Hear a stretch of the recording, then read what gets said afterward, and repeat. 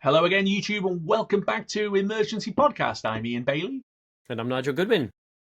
And Nigel, my friend, there's yet more party conferences going on. I can't keep up with these. Every time we come on, one of us is talking about it or is there. You've not bothered going to either of the two that's been on recently then? No, I felt I was, I needed a good long shower after going to the Labour Party one. I think this is the thing about conferences.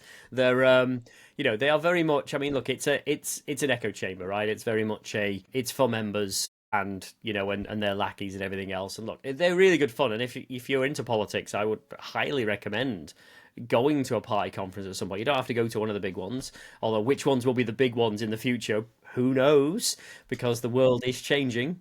And that's all what we're going to talk about in a second. But I was going to say, you came back with conference flu, didn't you? Which I definitely came back from the Lib Dem one last year with it. I did. I even tried to infect Keir Starmer because I very briefly bumped into Keir Starmer. Well, bumped into Keir Starmer's entourage, and because I guess he's in the mode of like everyone who's there wants to shake his hand. I didn't particularly want to shake his hand, but he offered his hand, so I thought I better had. Otherwise, it might make the news. So I shook his hand and he said, "Oh, thank you for all your support." I went, "Yeah, no problem." And I'm like, "You have no idea how sick with flu I am right now. I've probably like infected the prime minister just in time for his negotiations with whoever he's speaking to next." But also, thank you so much for your support. It's like, Keir, are you not watching this podcast? Are you not watching? Come on, man. We're It's like saying awful things it's about like you. if you knew what we said, you'd be taking my pass away just like you did Owen Jones. But yeah, Yeah, there absolutely. Since then, at the time of recording this, the Tory conference is on and just getting going. But we've just missed the Green conference. But you've been keeping a close eye on that one, and it's been quite interesting, hasn't it? It has. Look, I've maintained a passing interest in the Greens, and obviously here I assume I'm talking about they're not called the English Green Party, but the Green Party of England, led by Zach Polanski. I've followed them for a long time because I think I've always felt there's an affinity there to a certain extent. They're relatively left wing. They're obviously environmental. They're very nice. And I think that is the way I've always described the Greens. They probably will never come close to power because they're too nice. And yet, all feels are very different all of a sudden because Zach Polanski stood up. Is he nice? Well, well, and maybe it's wrong to say he's not nice, but and I think I described it to you as he's bolshy, right? and when I think of the Green Party, bolshy isn't a thing. They're like the guys who they turn up to help clean up litter on your street. They're just like nice. a Lib Dem. Like a Lib Dem. Like a Lib Dem. Yeah, they're just genuinely very nice, but a lot of people don't vote for them, right? Yep. For whatever reason. Exactly, yeah, you said it. But I think the Greens have come away from their conference absolutely buzzing. Like I think they could well, when the conference season is over, and it almost is, they could well hold the mantle of like having the best conference. I mean, the Lib Dems had a great conference, but the Greens, every speech was very much aimed at, we can be a force in this country. We are the opponents to reform. We are the only ones who are going to take the fight to reform. And I know that Ed Davey said it, and I know that Keir Starmer has now said it, but Polanski, when he says it, you kind of believe it. It's very sincere and very. He just comes across because from the moment he announced he was standing, there were a lot of people in the Green Party who were. Well, I'm not sure about this because because I think of the nice thing.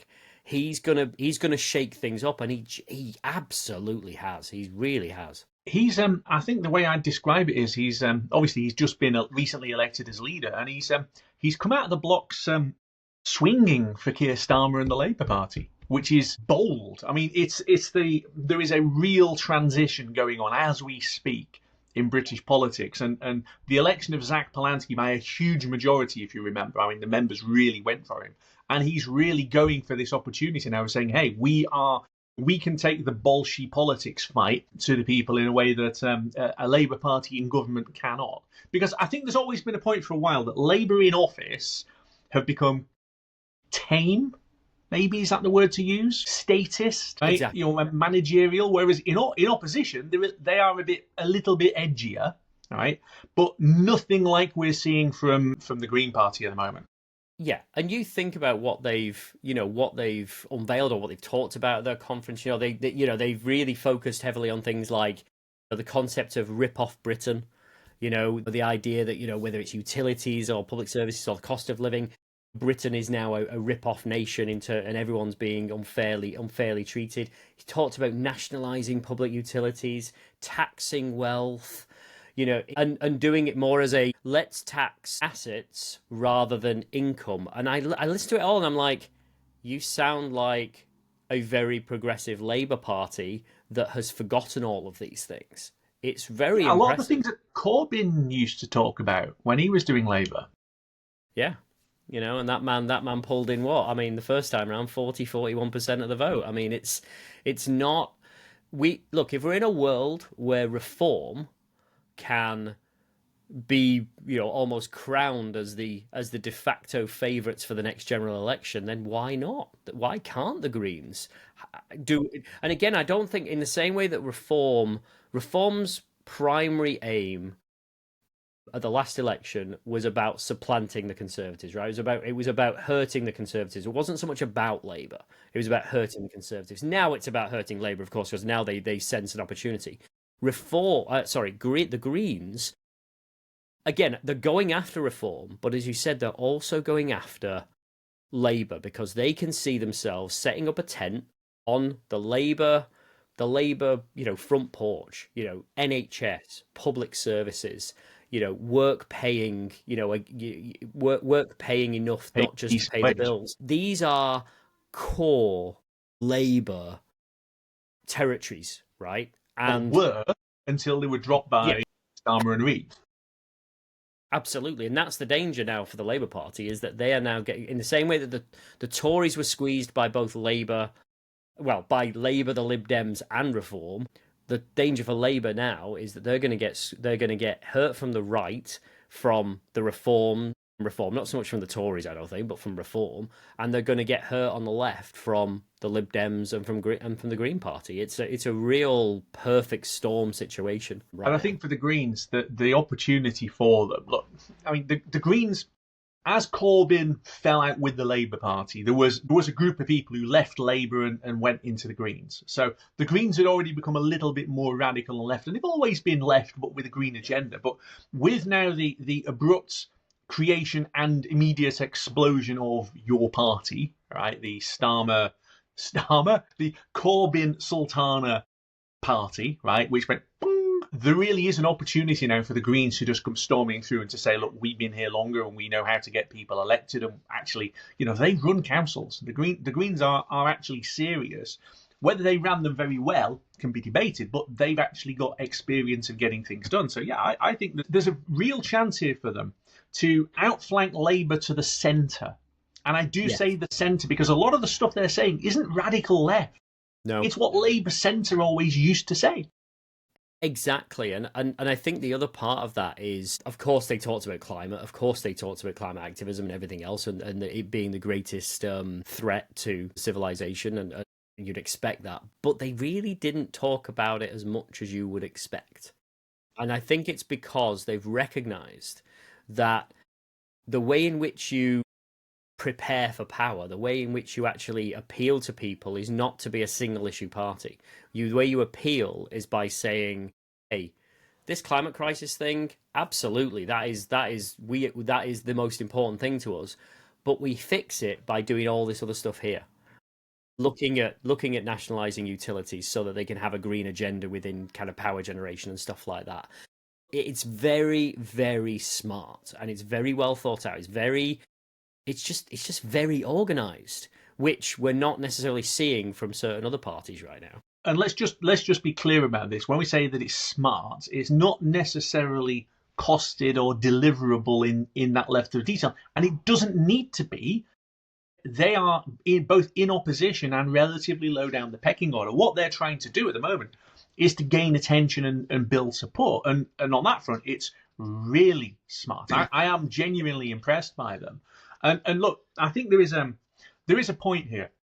You say that they've dropped some of the green activism stuff's been not necessarily dropped, but scaled back and replaced by some of the other stuff. I think most people care about the environment. Even reform voters, poll after poll after poll shows they actually do care about the environment. But what they care about more is getting stuff done in their lives today. And I think the Greens have recognised that if we're going to go out there and to secure the climate against your climate change emergency, then we've actually got to go out there and say, hey, this is how we get not necessarily elected, but how we get more representatives elected. So they're not going to form the next government. Yeah, I suppose they could get bumped up a little bit or something, but I don't know.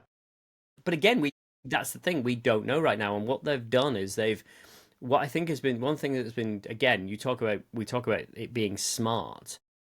It's more that they are recognizing that they have to be, it's not about there being a general election in 2029. It's about everything that leads up to that. And about, like you say, about getting attention to them in the same way. And look, it's a different approach, but Ed Davies' approach to getting attention, I know a lot of people laugh at him and a lot of people make jokes about it, but boy, did it work. Yeah. You know, it absolutely works. And he gets more airtime because of that. And for the Greens to be not nice and be bolshy, it's getting them attention, and it's good. I think there is an element here about getting ahead of the curve. So, forget some of the stunts. The thing in the party conference cycle that Ed Davey did early and got out front early on was the protest against Trump. So saying, I am not going to the state dinner. And suddenly everyone's saying, well, why wouldn't you do that? And he's like, because I have principles. Because there is this real issue and I have principles and I'm not going.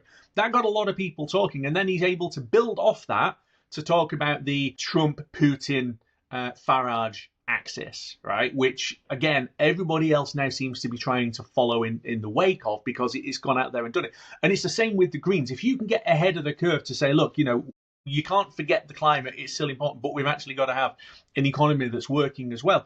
At the moment, green and energy policy seems to be an area that quite a few parties are scrambling for. And we'll talk about the Tories in a minute, but scrambling basically for what on earth do they do? So the Greens really can, I think, cut through on climate activism without the stupid, right? If they were gluing themselves politically to the Just Stop Oil people who were gluing themselves onto electric trains to protest against oil, then I think they might have a problem. But they're not. They're kind of like almost marginalising them out of the way and wanting to go out there and talk rather directly. And what I like about Zach Polanski is he does have this ability, like we're doing now, to talk to camera and to try and cut through to people. He's really good. Yeah, genuinely is, I think, the concerns that some Green Party members had, thinking that he would be a bit too much for the Green Party. I think this is what they've needed, because they did incredibly well at the last election. They really did. But we're in a very, very different. We're in such a different place now that the sky's the limit for them. They could genuinely achieve if they can get the attention and if they can maintain focus, I think. And I think the Greens have got an opportunity to go out there and take the "you are not happy with things, let's change it" fight to reform. And something broke this morning as we're recording this that is directly relevant, which was, it's actually a piece in the Financial Times, but other newspapers picked up on it as well. And they have been working on the Kent County Council story. So Kent is one of the counties that Reform took over. I think they went from 0 councillors to 56 or something crazy, right? They went from absolutely nowhere to running the council. And before the local election campaign, they had all of these very direct, bold statements about, there's a whole load of waste and we're going to cut it. There's a whole load of almost implying corruption and we'll get rid of it. We're going to refocus on you. And the story basically said, it's all nonsense. So you've got Reform cabinet members on Kent County Council saying, quote, we just want more money, unquote, talking about how they're going to fund public services. Quote, we've got more demand than ever before and it's growing, right? As in talking about the demand for everything from adult social care to public services that the council provides and so on. A growing list of demand and a complete lack of money. And the best bit is they then talk about the waste and the corruption and all the rest of it that they're going to cut. And they say, we're down to the bare bones, as in there's nothing to cut on the council already. So Reform have come in basically saying all of these other parties are wasting all of your money and there's loads of fat and we're going to cut it. And they've got into power and they found that all of the waste has been cut because councils have been underfunded for nearly a decade now, more.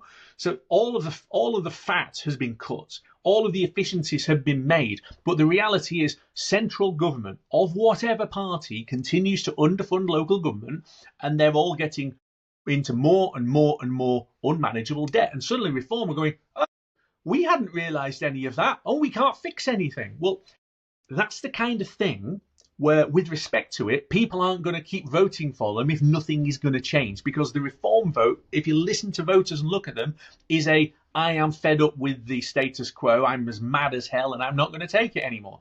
If the Reform can't fix it, there is an opportunity there for somebody else proposing reform with a small r rather than reform. Yeah, I agree. And that's where, I mean, the Greens are the obvious choice there in terms of like a lesser known, non-establishment party, if you want to view them that way. And I think that's the age that we're now in. You keep talking about how, the impossible is now possible. And I think that's what we've ended up with. We are in a place where, one of the two major parties getting completely obliterated,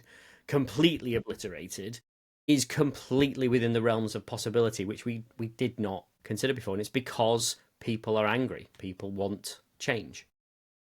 And look, I think that the tides are changing in politics, right? And the rise of the Greens is definitely part of it. The Reform obviously have gone from nowhere to definitely going to win the next election, definitely, so we're told. And it's changing again. Genuinely, I can see the Greens going after because at the moment you see some of these polls and it's showing Reform sweeping Liverpool, right? And Liverpool far better than I do. It's not going to happen. But you can see people in Liverpool voting Lib Dem, as they have done before, voting Green, as increasing numbers of them are starting to do. And that happening in other towns and cities where people want change, but they actually want deliverable change rather than just crayon politics and slogans.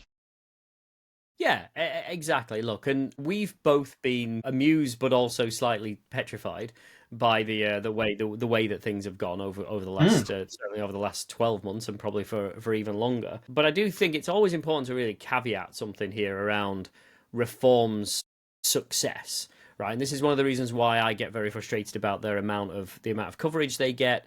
The BBC will argue that it is because they're riding high in the polls. Well, they never used to do that. When parties were riding high in the polls previously, they didn't used to get loads of attention. But anyway, that's their choice. If you want to go back to numerous points in history where parties were riding high in the polls, there's loads to choose from, and it did not. 3-4 years is a long time in politics, and Ed Miliband was 40-odd% in the polls during the coalition government. He was being tipped as he's definitely going to win the election.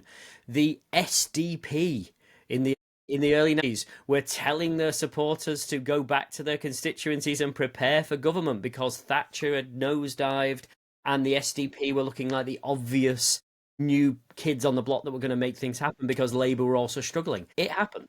It did happen, but that was a David Steele quote, and obviously he was the Liberal leader. Sorry, yes, that was David Steele. Yeah. Sorry, yes. But it was the alliance that had formed, the Liberal SDP alliance. Where they were like, we don't have enough candidates, so we're going to work together. And yeah, absolutely. They were topping the polls before the Falklands War. Absolutely, topping the polls. So things change and things move around. Talking about change and things moving, we have to talk about the other party conference, the one that's still on at the moment, and that is the Conservative Party conference, or the Gawp show, as I described it in loving Lancashirese, because gawping at something as in going, I mean, honestly, I've been sat looking at so much of this thinking, what? And then, no. And then, just to frame how bad this is, right, I'm going to do something that we haven't done before and actually hold something up to the camera so that you can see it. So, as often happens, political parties entice journalists in. I know Labour banned them, right? But other parties entice journalists in, right? And they give them goodie bags, and some of it's quite performative. And the Tories decided to hand out personalised chocolate bars with a key message, right? And it's basically they wanted to hit Labour around the head, because when Labour negotiates, Britain loses. Except that this is the chocolate bar that they're handing out, and they can't spell Britain properly, right? Britian loses, right? I This mean, this is being handed out by the what used to be dubbed the Natural Party of Government in Britain to journalists. Not only has some muppet actually not spelt it right, but somebody has actually gone and clicked to send the thing to the printers. The printer sends a box full of these labels, and then they've got activists actively sticking these on and wrapping them and gluing them. At which point does somebody think, you know what, maybe don't hand out these to the journalists when we can't spell Britain right? This is the Conservative Party in 2025. It's it's astonishing. I mean, it is an astonishing fall from grace. I mean, we keep talking. Obviously, we talked a lot about Labour's kind of troubles since getting into power, but they are in power with a huge majority, and so they are in a position where they can say, you know what, yeah, it's not great, but we can turn this stuff around. The Tories are in full existential crisis mode. They are like I was thinking back to the only other time I can think of when they were decimated, or not as decimated as this, but they were decimated, and that was the early William Hague era, post John Yes. Major's loss in '97. But it was never this bad, right? No.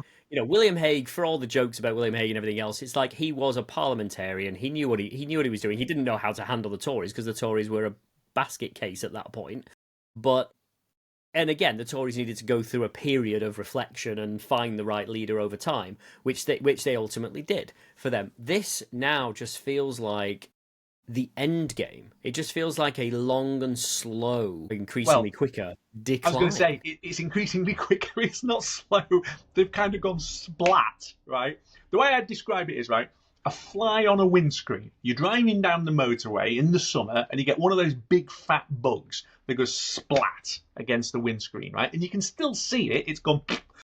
You then get it where you're trying to get the wipers on it to get rid of it, and it's kind of smearing, and then it's sliding off again. That's the Conservative Party, right?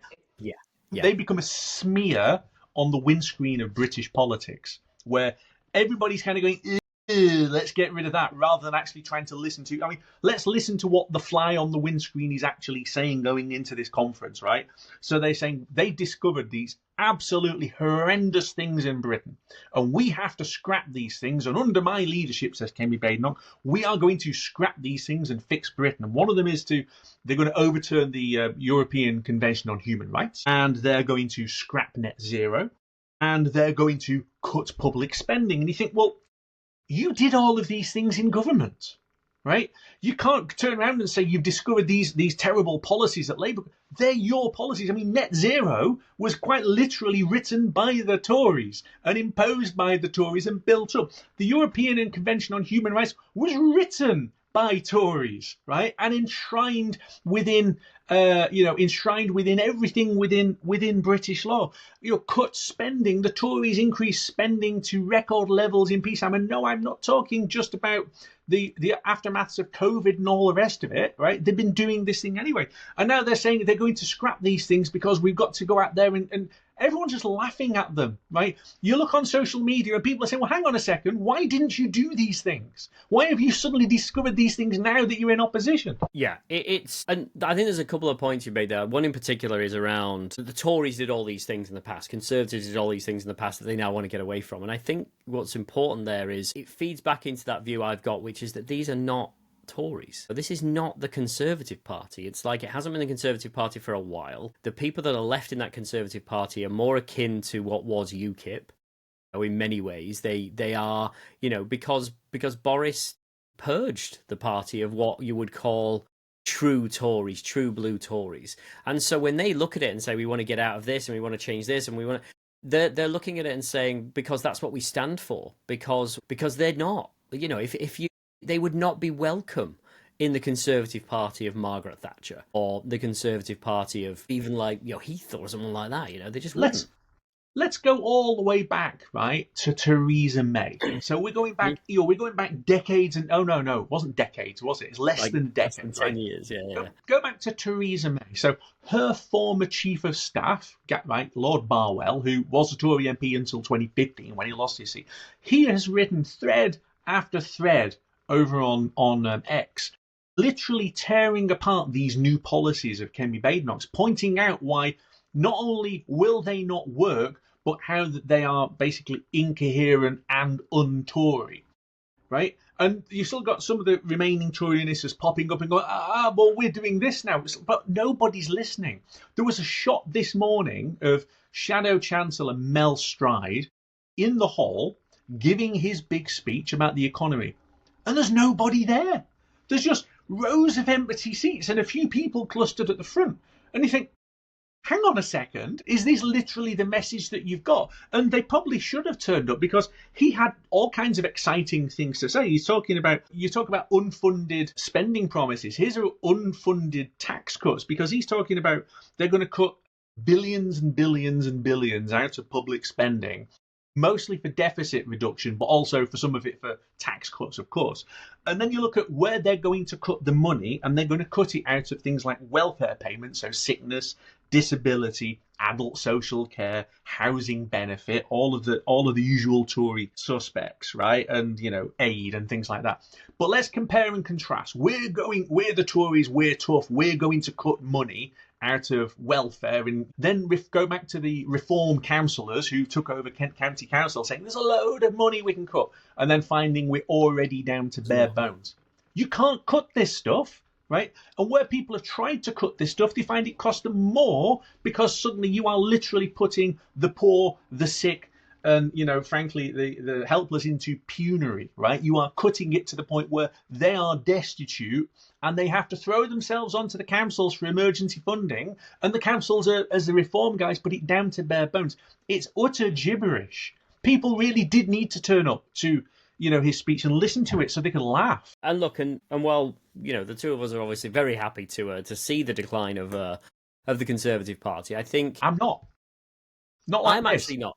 I'm not either, and the reason I'm not is actually because we do need, as much as we may not agree with the policies and things like that, we need the balance between, dare I call them, grown up political parties. Yes. And again, David Cameron against against Gordon Brown and Tony Blair was grown up politics. It was two parties. One starting to decline, but they weren't crashing and burning, but they were starting to decline. The other one on the up, and it was meaningful debate. The Tories have a really important, from a selfish perspective, have a really important role to play in actually holding back reform. They also could do the same thing. It's like when you think, instead of aping them, they could be looking at themselves as an alternative, in the same way Zach Polanski's doing from a Green Party perspective, in the same way the Lib Dems are doing. This is an opportunity. Aping reform is not at all going to result in anything, because people's memories are not that short. They remember what has happened over the 14 years of Tory rule, and also, why vote for Reform Light or Reform B when you can vote for Reform? It's just insane. Look, don't the Tories understand that lesson? Because if you go back to, you talked about David Cameron, go back to the coalition years, right? The last decent government that we had in this country was the coalition. I know it got attacked at the time, and I was probably doing some of the attacking, but you look at what's come since, and it was this bastion of sanity. But in that parliament, right, Nick Clegg's major error was gluing himself to David Cameron and refusing to step apart towards the end of it and try and come up with a different platform. It's either you're doing a coupon election, right, where you are standing together, or you've got to oppose each other for a bit in the run-up to election. And they ended up doing neither. And people looked at it and said, so I can have the Tories or what they thought the Lib Dems were, which was Tory Light. And amazingly enough, they voted Tory. And Tory Light got absolutely smashed. This is what the Tories are now facing themselves, where they have become reform-like. They're actually, they've even got, we want Brit ICE, right? We want to create this immigration force, and we're gonna send out ski mask people to go extrajudiciously and go and rip people in off the streets, but we're going to do it nicely or whatever. You can't do that, because reform will just go out there and say, well, our people will have batons, right? And that's kind of the we're going to go out there, and you can't outflank reform to the right. But Kemi Badenoch hasn't learned this lesson. And this, I think, is why. It's broken literally in the last hour. A Sky News YouGov poll of Tory party members, and 50% said Kemi should not lead the party into the next election. And in a head-to-head leadership contest today, 39% would vote for Badenoch and 46% would vote for Jenrick. So she's already done. Their own members don't want her, right? She's already done. And the best bit, the scariest bit, is 14% of Tory members think they're going to win the next election. And that's a ridiculously low number. Although at the same time, who are these 14% who think they've got a chance of winning the election? I mean, it's one of those, isn't it, where you, I think the thing I find most comical about this is actually the relevance factor, right? It's like, we can go back to the Labour conference, and the fact that the Tories were barely mentioned, and when they were mentioned, it was like, remember them? Who? And that is remarkable when you consider they were in power 15, 16 months ago. They were in power. They were leading the country. And Relevant. now they can't even spell the country that they want to lead, and when I think about relevance, this is where, I mean, look, I don't want to toot our own trumpet, but when you're the co-host on one of the country's leading political podcasts, and you barely mention the Tories in the several months that we've been doing this. I mean, we've barely touched on them. We've barely mentioned them, and it's not because we hate the Tories. Like we said, we want the Tories to actually be a counterweight, because it's important to have that. But we've hardly mentioned them, and we're only doing it now because it's funny. Because it's funny, rather than because they're offering any alternative to what's out there. You said we need about laughing at the Tories. It's like, I'm not actually I'm laughing, but we do need them to be around, because look, politics is this fragile balance. And look, I've been doing politics for a long time, and I've always said to other activists who seem absolutely obsessed with our own party's vote, as if it's in this isolated bubble. It's like, no, it almost doesn't matter what you get. It's only you've then got to look at what the other lot get. Right, so this was the thing that the Jeremy Corbyn supporters completely missed in 2017. Where you're right, you said earlier he managed to turn things around and got 41% of the vote, whatever it was. Utterly irrelevant, because the Tories grew their vote versus when they got a majority by another 2.5 million or something, right? So you're talking about getting it so that it almost doesn't matter what you're doing if the other lot are doing more. And in this case, with the Tories, we actually still need them, because if they carry on imploding, they're the fly that gone splat and they get wiped off the windscreen completely, then what we're left with in terms of voices on the right, you've got the smear, right? There's a few Tory smears still out there, and some of them, the Rory Stewart end of the party, I've got a lot of respect for. I always did have a lot of respect for the One Nation Tories, and I actually have said that to plenty of them over the years. But the rest, basically, suddenly are out there trying to abolish windscreens and do the crazy things because, hey, we've all gone reform now. Or if reform aren't doing it, we're going to be advanced. And the Overton window shifts completely way over to the right on their side. But also, that's dragged Labour with it, because Labour, I would describe the Labour government now as centre-right. Not even centre-left, centre-right in the old scale of things, right? The Greens, I said the Greens are going to outflank Labour to the centre. The Greens are in the centre-left Ed Miliband kind of Labour Party, right? Which, if you think about it, was Tony Blair's third way centrism thing, kind of spread across all of that. Greens are representing more of that, you'd say, than Labour, which then leaves all of this space on the other side. So frankly, you could then have the your party, my party, I'm going to sue you party, whatever the hell it is, right? Come back and people go at it that way. Plus the extremes at all ends. You end up in a complete mess where no one knows who to vote for, because all of the tides are changing and all of the parties are shifting about. And this is where you then end up with, and this is what we're facing down now. Anything is possible before 2029. Anything is possible. But even on these big MRP polls that they're doing, where they've got 6,000 people out there and it's projecting results for, Reform winning seats in Liverpool or whatever. But then you click on the actual individual constituency and you've got 4-way and 5-way marginals in seat after seat after seat after seat. And this is the bit where you literally get the chaotic result, where probably a parliament where there is no government formable, and any alliance, you can see a government here falling apart faster than a French government, and that's saying something considering the speed that they're going through prime ministers at the moment, because he's just resigned, the latest one, right?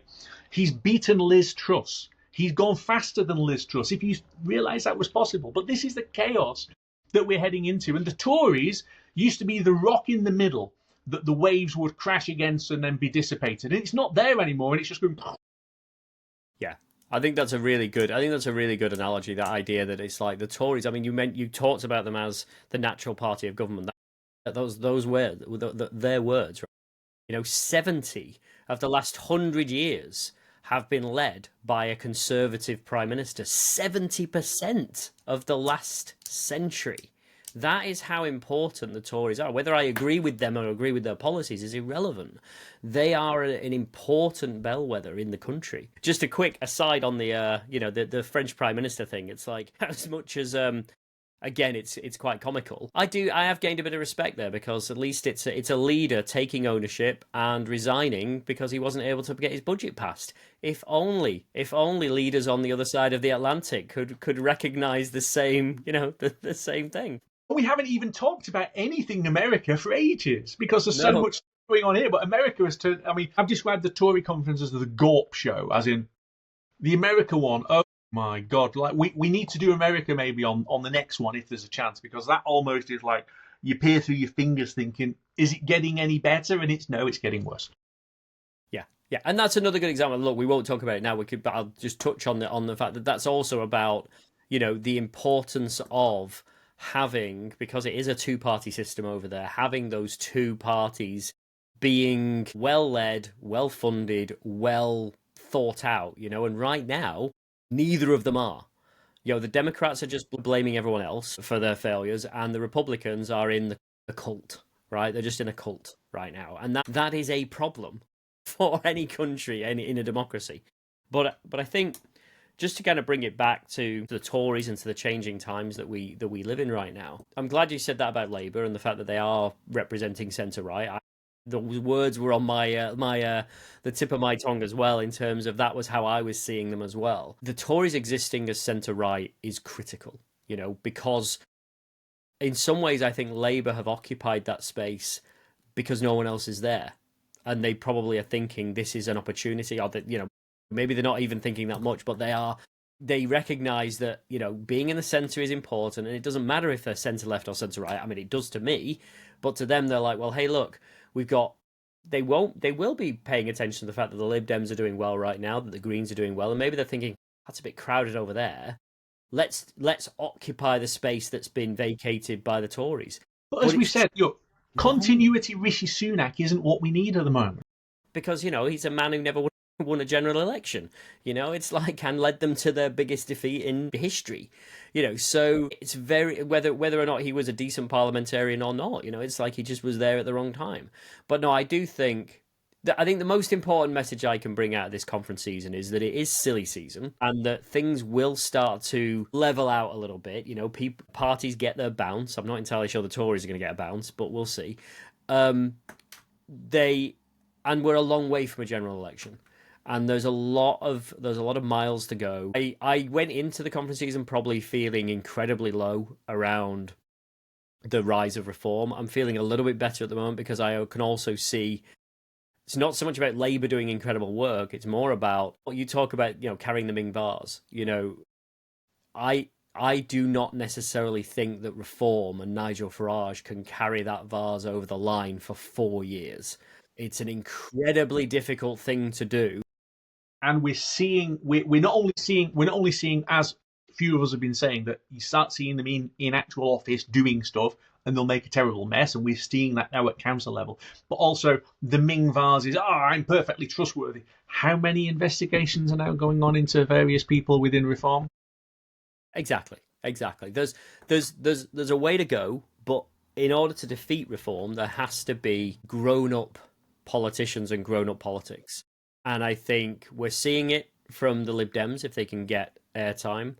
We're not seeing it enough from the Labour Party because I think they don't really know what they stand for yet. I thought his speech was pretty decent, but it wasn't, it was decent performative work, but it wasn't. It was light on policy. We're seeing it from Zach Polanski and the Greens, but from the Tories, nothing. Maybe we are entering a world where Labour and the Tories end up becoming the irrelevance of the future. Well, I don't know. We will see. Just as we close, let's play it forward 12 months so the Tory membership get their way and they've replaced Kemi Badenoch with Robert Jenrick. Realistically, how does that improve anything? Because he's, I don't want to say he's even more bonkers than she is, but he's the guy who was painting over Mickey Mouse. Yeah. And sat next to a certain developer and, at a particular dinner and then put some assistances. And I regret sitting next to him at the dinner and whatever else. But right, come on. How does he fix things?